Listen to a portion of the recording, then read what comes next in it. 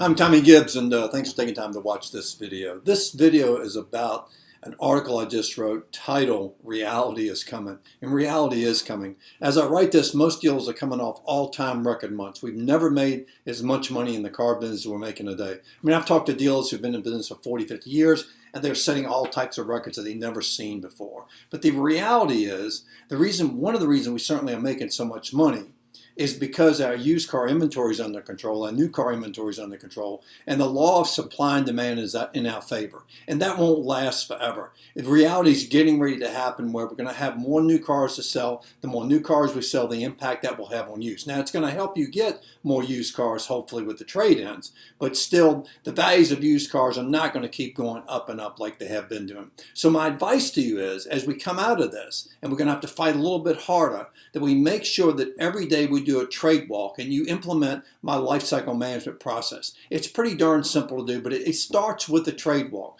We have a software tool that's really helpful. It has a phone app, and I'm not selling the software tool to you at the moment. I know, easy for me to say. But what I want you to focus on is that trade walk, because during the course of the trade walk, which includes all auction purchase cars that came in from yesterday, and all the members of the management team go on the trade walk, including the service director and any salespeople just standing around that morning with nothing to do. We're all going to go out on the trade walk and we're going to make some determinations about what we're going to do with these cars. The first thing we'll determine certainly as well is going to be a wholesale or retail piece. But then we're going to analyze that car. We're going to try to figure out what it might be about that car that could hurt us. Is it high miles? Is it a bad color? Is the equipment mix bad? Is this a car you buried yourself in to make a new car go away? Or is it a car you bought at the auction? All those things can certainly be problematic at times. And when you identify what the problem is with the car, then you shorten the life cycle on it. See, the fatal mistake that's made, and this is what got some of you in trouble over the years, but most of you bailed out of it now because of what's been going on. The law of supply and demand has been in your favor.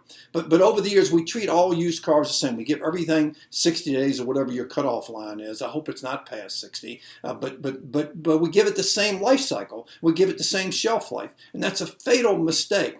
We should be identifying which cars are problematic. Now, if you use this life cycle management process, and if you determine, let's say it's an auction purchase and you're only going to give it 45 days. If you do that and you put it in play, as it gets closer and closer to 45 days, your goal or objective is to make sure that you find a retail buyer for that vehicle at some number.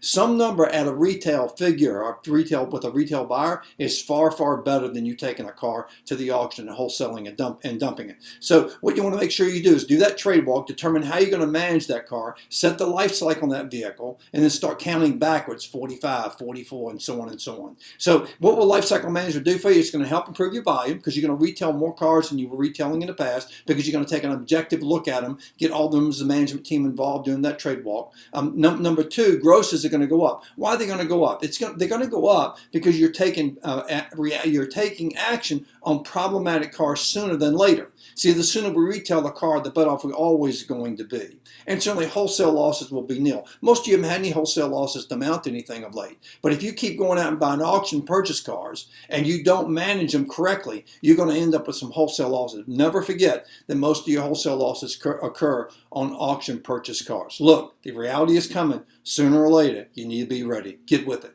Thanks and have a great day.